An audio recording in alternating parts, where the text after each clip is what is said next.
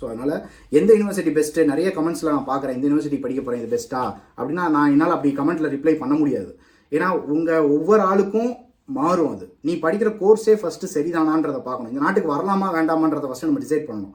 அதுக்கப்புறமேல தான் நம்ம படிக்க வரதை பற்றி யோசிக்கணும். சும்மா கிடையாதுல 20 லட்ச ரூபா 30 லட்ச ரூபா நம்ம ஸ்பெண்ட் பண்ணி இங்கே வர்றோம். அதனால think about all these factors and then decide.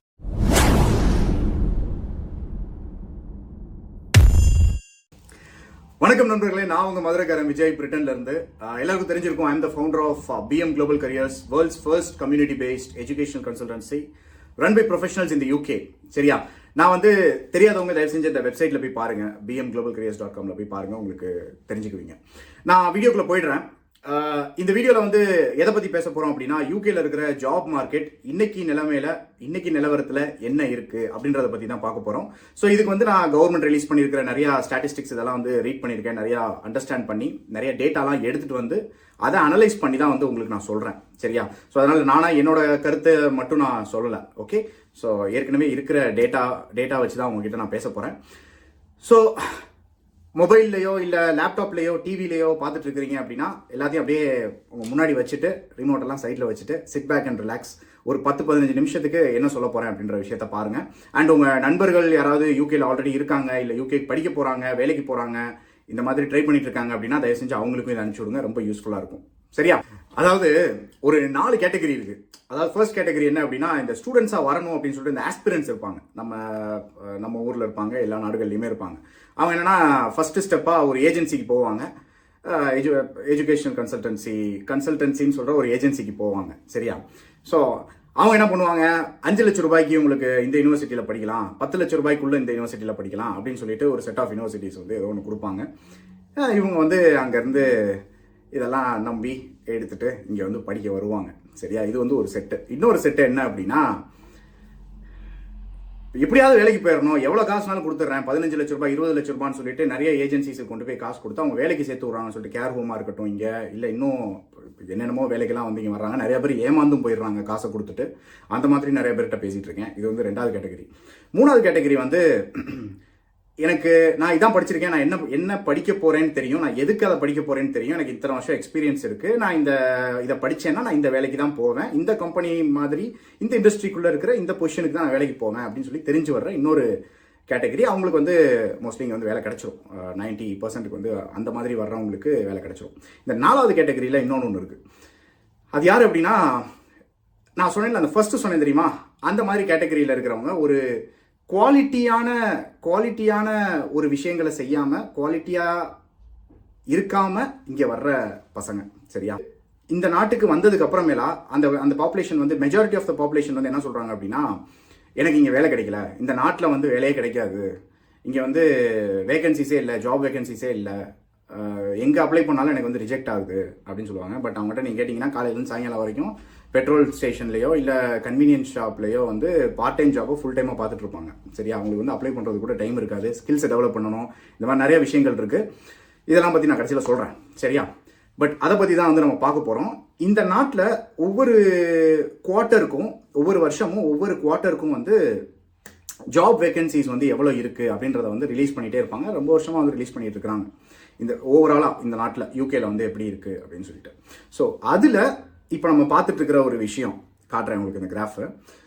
So தெரியுது இல்லையா? ஸோ இந்த கிராஃப் என்ன அப்படின்னா, ஒவ்வொரு குவார்ட்டருக்கும் எவ்வளோ வேலை வாய்ப்புகள், எவ்வளோ வேகன்சிஸ் வந்து கம்பெனிஸ் வந்து அனௌன்ஸ் பண்றாங்க இந்த நாட்டில் அப்படின்றத இதில் பார்த்துட்டு இருக்கீங்க.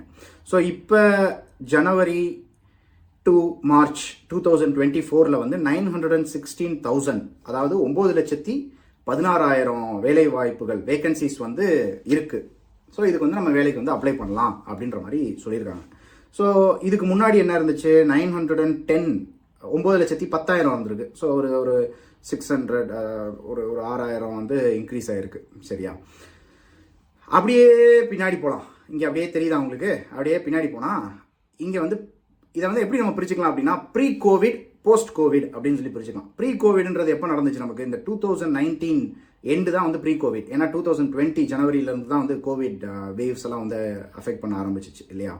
ஸோ அதுக்கு முன்னாடி நம்ம எடுத்துக்கிட்டோம் அப்படின்னா 810K, அதாவது 8,10,000 ஜாப் வேகன்சிஸ் வந்து ஒவ்வொரு குவார்ட்டருக்கும் இருந்திருக்கு. அதாவது இது அக்டோபர்லேருந்து டிசம்பர் 2019 வரைக்கும் 810 இருந்திருக்கு. இதுக்கும் முன்னாடி நம்ம கொஞ்சம் போனோம் அப்படின்னா 2018 17 அப்படின்லாம் போனோம் அப்படின்னா ஒரு ஆவரேஜாகவே நம்ம இந்த 2019 வரைக்கும், அதாவது 2008லேருந்து 2019 வரைக்கும் ஒரு ஆவரேஜாக நம்ம எடுத்தோம்னா 550 600லேருந்து 750க்குள்ளே வச்சுக்கலாமா ஆவரேஜாக. ஸோ அவ்வளோதான் வந்து ஜாப் வேகன்சிஸ் இருந்துட்டு இருந்திருக்கு. நான் வந்து இங்கே படிக்க வந்தது 2012-13 எனக்கு 2013 வேலை கிடைச்சது அந்த சமயத்தில். ஸோ அப்போ வந்து 470 480K ஒவ்வொரு குவார்ட்டரில் வேலை வாய்ப்புகள் வந்து இருந்துக்கிட்டு இருந்த சமயம். ஸோ இப்போ இந்த ப்ரீ கோவிடுக்கு திருப்பி வரலாம். இந்த 810K இருந்தது. இந்த 2020 அதில் வந்து இருக்கிறதுலேயே மோசமாக, அதாவது இந்த நாடு பார்க்காத அளவுக்கு மோசமாக நிறைய பேர் வேலை வாய்ப்புகளை வந்து இழந்தாங்க. அண்ட் நிறையா கம்பெனிஸ் வந்து மூடினாங்க. ஸோ அதுதான் இந்த சமயம், சரியா. ஸோ இதுக்கப்புறமேலா திருப்பி கொஞ்சம் பேக் டு நார்மல் வர்றதுக்காக ட்ரை பண்ணிட்டு இருந்த சமயம் தான் இந்த 2021. ஸோ அப்படியே கொஞ்சம் கொஞ்சமாக ஏறுது. 2022லலாம் பார்த்தீங்க அப்படின்னா பீக்குக்கு போயிடுச்சு ஜாப் ஆப்பர்ச்சுனிட்டிஸ். நிறைய கம்பெனிஸ் திருப்பி ஓப்பன் பண்ணாங்க, நிறைய வேகன்சிஸை வந்து திருப்பி ஃபில் பண்ண ஆரம்பிச்சாங்க, நிறைய வேகன்சிஸ் விழுக ஆரம்பிச்சிச்சு. ஸோ இந்த மாதிரி இருந்த பீரியட்.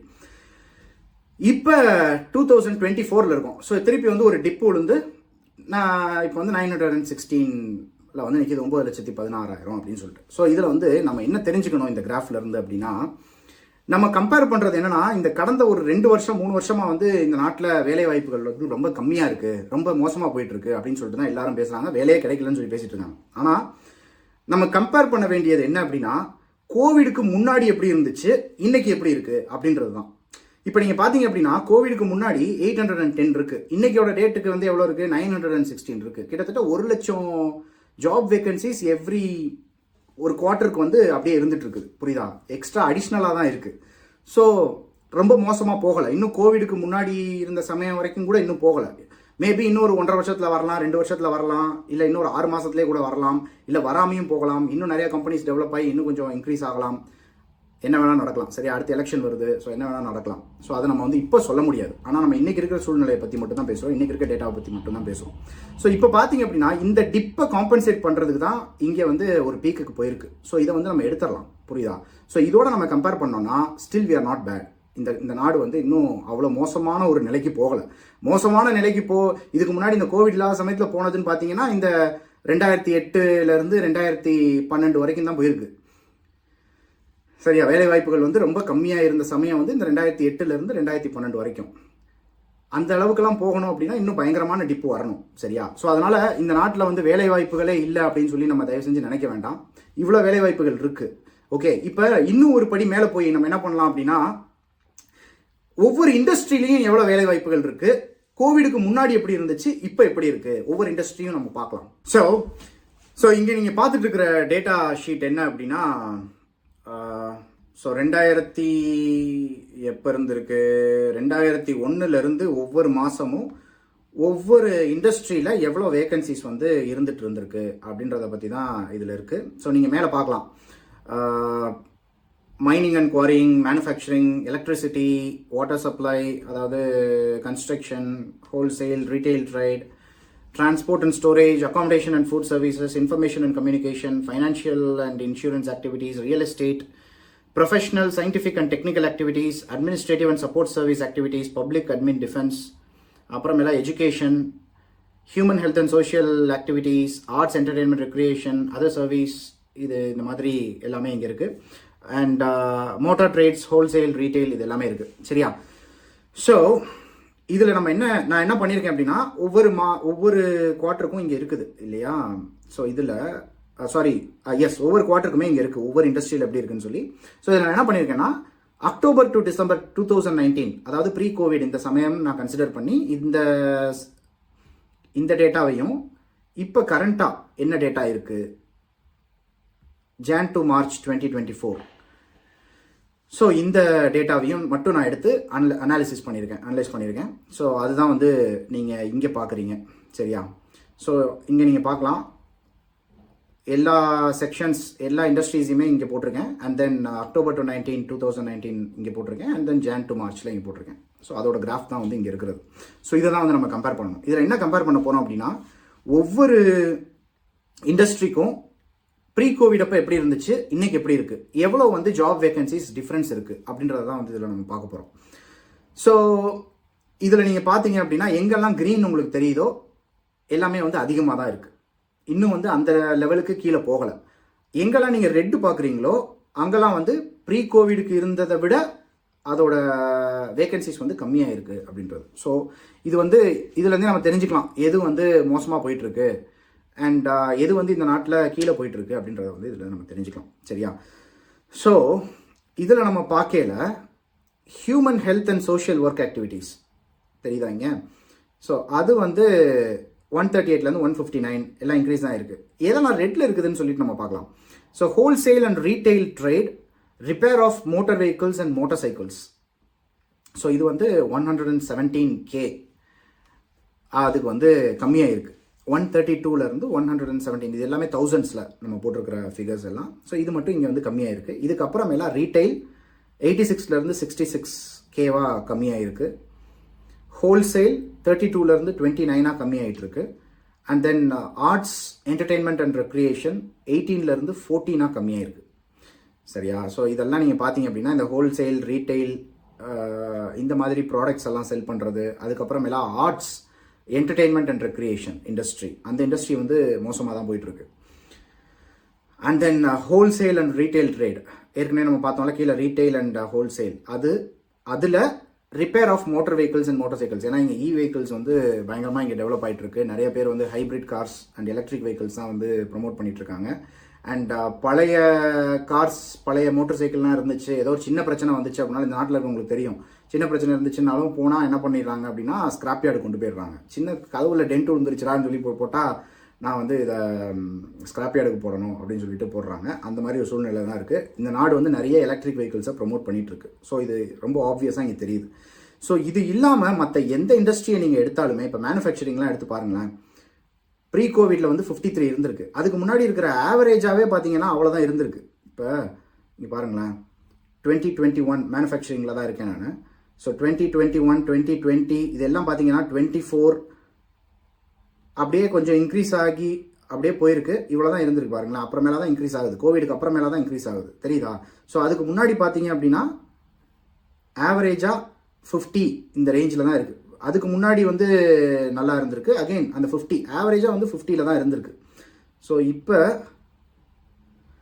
65ல் இருக்குது. முன்னாடி இருந்ததை விட இப்போ பெட்டராக தான் வந்து பெர்ஃபார்ம் பண்ணிட்டு இருக்கு மேனுஃபேக்சரிங் இண்டஸ்ட்ரி. அதே மாதிரி தான் மற்ற இண்டஸ்ட்ரீஸும் ஒவ்வொரு குவார்ட்டருக்கும் இங்கே வந்து அனாலிசிஸ் இருக்கும். நீங்கள் அதை பார்த்து ஏமாந்துட வேண்டாம். ஏன்னா போன குவார்ட்டரில் பெட்டராக பெர்ஃபார்ம் பண்ணாமல் இருந்திருக்கலாம், இந்த குவார்ட்டரில் பெர்ஃபார்ம் பண்ணியிருக்கலாம். So it depends on industry and எந்த டைமில் அந்த இண்டஸ்ட்ரி அனலைஸ் பண்ணியிருக்கிறாங்க அப்படின்றதும் பொறுத்து மாறும் அது. சரியா? ஸோ பட் நீங்கள் இதெல்லாம் இல்லாமல் ஜென்ரலாக பார்த்தீங்க அப்படின்னா நல்லா தான் இருக்குது. சரியா? நல்லா தான் இருக்குன்னு நான் சொல்கிறத விட என்னதான் ரெசெஷன் போகுது அது இதுன்னு சொல்லி நம்ம எல்லாமே பேசினாலும் ப்ரீ கோவிட்ல இருந்த அளவுக்கு இன்னும் இந்த இப்போதான் வந்து ஸ்டெபிளைஸ் ஆகுது. சரியா? ப்ரீ கோவிட்ல இருக்கிற அளவுக்கு வந்துச்சு அப்படின்னா தான் பழைய மாதிரி இந்த நாடு வந்து ஸ்டெபிளைஸ் ஆகி இருக்கு அப்படின்னு சொல்லி சொல்ல முடியும். அதுலேருந்து கொஞ்சம் மேலே ஏறிட்டு இருந்துச்சு அப்படின்னா இட்ஸ் அ பாசிட்டிவ் ட்ரெண்ட். இன்னும் அந்த லெவலில் தான் இருக்குது, இன்னும் கீழே இறங்கல. அது எப்போ இறங்க போகுதுன்னு தெரியல, இல்லை இறங்குமானும் தெரியல. இப்போ அதை வந்து நம்ம எதுவுமே சொல்ல முடியாது. சரியா? இப்படி போகிறத பார்த்தா இன்னொரு 1.5 வருஷம் 2 வருஷத்தில் கீழே போயிட்டே இருக்குது அப்படின்னா 2 வருஷம் கழிச்சு கீழே போகலாம். இல்லை அதுக்குள்ளே வந்து ஏதோ ஒன்று சேஞ்சஸ் வருது, இன்னும் நிறையா வேகன்சிஸ் வந்து டெவலப் ஆக போகுது, இந்த நாட்டில் நிறையா ஸ்பெண்ட் பண்ண போகிறாங்க அப்படின்னா இன்னும் வந்து அது மேலே போகும். சரியா? ஸோ ஆல்ரெடி ஒரு 2 இயர்ஸாக வந்து ரிசெஷன் கீழே போயிட்டு இருக்கிற மாதிரி தான் சொல்கிறாங்க. ஸோ இது நாடு வந்து அப்படியே விட்டுற மாட்டாங்க. ரெசெஷன் இருக்கிற சமயத்திலேயே வந்து இப்படி இருக்குது. So again it's gonna go back. சரியா? ஏன்னா இது வந்து ஒரு வளர்ந்த நாடுகள் பட்டியலில் இந்த நாடும் இருக்குது. சரியா? ஸோ வந்து நம்ம அப்படி பார்க்கலாம். இது ஓகே. இப்போ வந்து நான் இதெல்லாம் வந்து உங்களுக்கு காட்டினேன், இந்த நாட்டில் இல்லை அப்படின்னு சொல்லிட்டு. ஏன் அப்புறம் வேலை கிடைக்க மாட்டேங்குது, இத்தனை பேருக்கு வந்து ஏன் வேலை கிடைக்க மாட்டேங்குது அப்படின்னா நான் ஃபர்ஸ்ட் சொன்னது தான். அதாவது குவாலிட்டியான ஸ்டூடெண்ட்ஸ், குவாலிட்டியான பீப்புள் இந்த நாட்டில் இருக்கிறாங்களா, வேலை தேடி, அதாவது வெளிநாட்டவர்கள் வந்து இந்த நாட்டுக்கு வர்றவங்க எவ்வளோ குவாலிட்டியாக இருக்கிறாங்க, இவங்களுக்கு தேவைப்படுற மாதிரியான குவாலிட்டியில் இங்கே இருக்கிறாங்களா அப்படின்னா அந்த பர்சன்டேஜ் ரொம்ப கம்மியாக தான் இருக்குதுன்னு சொல்லலாம். ஸோ அதை தான் நான் வந்து எக்ஸாம்பிளாக சொன்னேன். ஒரு ஏஜென்சிலேருந்து நீங்கள் ஒரு 5 லட்ச ரூபாய்க்கோ 10 லட்ச ரூபாய்க்கோ இங்கே வந்தால் போதும் அப்படின்ற மாதிரி வராங்க. இன்னும் நான் சொல்ல போனால் ஒரு சில யூனிவர்சிட்டிஸ்லேருந்து ஒரு சில ஊர்கள்லேருந்து, தமிழ்நாட்டிலேருந்து இந்த ஊர், நார்த் இந்தியாவிலேருந்து இந்த ஊர், இந்தந்த ஸ்டேட்லேருந்து, இல்லை இந்தந்த டிஸ்ட்ரிக்ட்லேருந்து ஸ்டூடெண்ட்ஸ் வந்து ரெக்ரூட் பண்ணக்கூடாதுன்னு சொல்லியிருக்காங்க. சரியா, அந்த அளவுக்கு மோசமாலாம் நிறையா சிட்டிஸ் வந்து பெர்ஃபார்ம் பண்ணியிருக்கிறாங்க. அதாவது 5 லட்ச ரூபா கொடுத்து இங்கே வந்துடுறது, வந்ததுக்கு அப்புறமேலா இல்லீகலாக இந்த நாட்டில் வந்து வேலை பார்க்குறது, இங்கே வந்ததுக்கான அடையாளத்தையே விட்டுட்டு போய் பார்ட் டைம் ஜாபே ஃபுல் டைமாக போய் பார்த்துட்டு இருக்கிறது, பேங்க் அக்கௌண்ட் இல்லாமல் எதுவும் இல்லாமல், இந்த மாதிரிலாம் நிறையா வந்து சீட்டிங் ஒர்க்லாம் நடக்கிறதுனால நிறையா ப்ராப்ளம்ஸ்லாம் வந்து கிரியேட் ஆயிருக்கு. அதெல்லாம் வந்து சொல்லியிருக்கிறாங்க. அண்ட் அந்த பாப்புலேஷனும் ஒரு பக்கம் இருக்குது. பட் படிக்கணுமேன்றதுக்காக இங்கே ஸ்கில்ஸை டெவலப் பண்ணிக்காம ரொம்ப ஃப்ரெஷராக இருந்து என்ன படிக்க போகிறோன்னே தெரியாமல் சம்மந்தமே இல்லாமல், நான் இதை பற்றி நிறைய வீடியோஸ் பண்ணிட்டு இருக்கிறேன் ரெகுலராக. பாருங்க, நான் இதை பற்றி தான் நான் வந்து பேசிகிட்டே இருக்கிறேன் எப்போ பார்த்தாலும். தயவு செஞ்சு இதை பார்த்துட்டு அதுக்கப்புறமேலாம் இங்கே வரலாமா வேண்டாமான்றத டெசிஷன் எடுங்க. அதாவது நான் வந்து என் கன்சல்டன்சி மூலமாக தான் வரணுன்ட்டு நான் வந்து இதை ஃபுல் பிஸ்னஸாலாம் நான் வந்து சொல்லலை. சரியா, நான் பண்ணுறதுல வந்து 60% சர்வீஸ் தான் இருக்குது. உங்களுக்கு தெரியும், என்னை முன்னாடி இருந்தே நீங்கள் பார்த்துருந்தீங்க அப்படின்னா தெரியும். ஏன்னா நான் இந்த நாட்டில் வந்து படிக்க வந்திருக்கிறேன், இங்கே வேலை வாங்கியிருக்கிறேன். எனக்கு தெரிஞ்சது, என்னை சுற்றி இருக்கிற கம்யூனிட்டியில் இருக்கவங்களுக்கு தெரிஞ்சதை தான் வந்து நாங்கள் எல்லாருக்குமே சொல்லிட்டு இருக்கிறோம், எல்லாருக்கும் ஹெல்ப் பண்ணிட்டு இருக்கிறோம். And we are doing that as a business. நான் இல்லைன்னு சொல்லலை, எஸ். பட் சர்வீஸ் தான் வந்து இதில் அதிகமாக இருக்குது. சரியா, ஸோ இங்கே வந்து எப்படி ஸ்கில்ஸை டெவலப் பண்ணிக்கலாம், எப்படி நம்மளை வந்து டெவலப் பண்ணிக்கலாம், இந்த நாட்டுக்கு எப்படி நம்மளை அடாப்ட் பண்ணிக்கலாம், இந்த நாட்டில் வேலை வாங்குறதுக்கு நம்மளை எப்படி சேஞ்ச் பண்ணிக்கணும்னு நம்ம கண்டிப்பாக யோசிக்கணும்ல. இந்த நாட்டில் வந்து மாஸ்டர்ஸ் படித்தா மட்டும் நமக்கு வேலை கிடைச்சிட போகிறது கிடையாது. இந்த நாட்டில் நீங்கள் ஏதோ ஒரு மாஸ்டர்ஸ் வந்து படிக்கிறீங்க, சப்ளை செயின் மேனேஜ்மெண்ட் படிக்கிறீங்கன்னா நீங்கள் சப்ளை செயின் மேனேஜர் அவங்களை கொண்டு போய் உட்கார வச்சிட போகிறது கிடையாது. அதை வந்து நம்ம புரிஞ்சுக்கணும். சரியா, தெரியாதவங்க வந்து என்ன வேணா சொல்லலாம், நீ இந்த யூனிவர்சிட்டியில் போய் படிச்சேன்னா நீ வந்து இங்கே வேலை கிடைச்சிரும், நீ வந்து இந்த கோர்ஸ் படிச்சேன்னா உனக்கு வேலை கிடைச்சிரும், அப்படிலாம் கிடையவே கிடையாது. ஒவ்வொரு இண்டிவிஜுவலும் ஒவ்வொரு இதுக்கும் மாறும். சரியா, நீங்கள் எந்த இண்டஸ்ட்ரியில் வேலை பார்க்க போகிறீங்க, என்ன உங்கள் எக்ஸ்பீரியன்ஸ் இருக்குது, அண்ட் உங்கள் சிவியில் என்னென்ன விஷயங்கள் இருக்குது, எக்ஸ்பெக்டேஷன்ஸ், இந்த நாட்டில் நீங்கள் படிக்க போகிற ஒரு கோர்ஸுக்கு, நீங்கள் வேலை பார்க்க போகிற ஏரியாவுக்கு என்ன எக்ஸ்பெக்டேஷன்ஸ் இருக்குன்றத நீங்கள் முன்னாடி தெரிஞ்சு வச்சுருக்கணும். இந்த மாதிரி நிறைய விஷயங்கள் இருக்குது. இதை பற்றி நான் நிறைய டிஸ்கஸும் பண்ணிட்டு இருக்கிறேன். என்கிட்ட கவுன்சிலிங் செஷன் அட்டன் பண்ண ஸ்டூடெண்ட்ஸ் வர்றாங்க அப்படின்னா அவங்களுக்கு தெரிஞ்சிருக்கும். படிக்க வர்றதுக்கு முன்னாடியே we discuss all these things.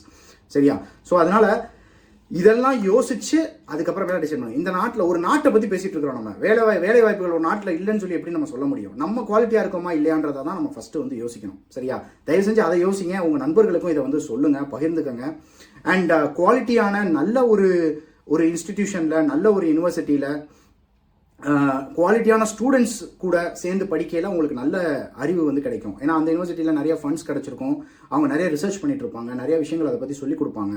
இல்லை இந்த மாதிரி யூனிவர்சிட்டிஸ்க்கு நீங்கள் போறீங்க அப்படின்னா, நான் நிறைய ஒரு வீடியோலாம் போட்டிருக்கேன். இந்த யூனிவர்சிட்டிஸ்க்குலாம் போகாதீங்கன்னு சொல்லி நான் வீடியோஸ்லாம் போட்டிருக்கேன். ஸோ அங்கெல்லாம் நீங்கள் போகையில் என்ன நடக்கும் அப்படின்னா, உங்களுக்கு நீங்கள் எக்ஸ்பெக்ட் பண்ணுற அந்த விஷயங்கள்லாம் அந்த யூனிவர்சிட்டியிலேருந்து உங்களுக்கு கிடைக்காது. சரியா, ரொம்ப கம்மியான ப்ரோக்ராம்ஸுக்கு தான் அந்த யூனிவர்சிட்டியில் கிடைக்கும். ஸோ அதனால் எந்த யூனிவர்சிட்டி பெஸ்ட்டு, நிறைய கமெண்ட்ஸில் நான் பார்க்குறேன், இந்த யூனிவர்சிட்டி படிக்க போகிறேன் இது பெஸ்ட்டா அப்படின்னா, என்னால் அப்படி கமெண்ட்டில் ரிப்ளை பண்ண முடியாது.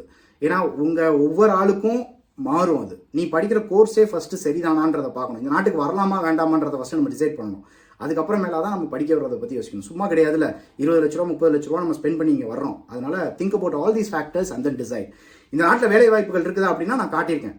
கவர்மெண்ட்லேருந்து கொடுத்த டேட்டா வச்சு தான் காட்டியிருக்கேன். வேலை வாய்ப்புகள் இருந்துகிட்டு தான் இருக்குது. நமக்கு வேலை கிடைக்கல அப்படின்னா இந்த நாட்டை குறை சொல்லி எந்த பிரச்சனையும் கிடையாது. நம்மளை தான் வந்து யோசிச்சு பார்க்கணும். நம்மகிட்ட என்ன வந்து மிஸ் ஆகுது, என்ன நம்ம வந்து டெவலப் பண்ணணுன்றதை நம்ம யோசிச்சு பார்க்கணும்.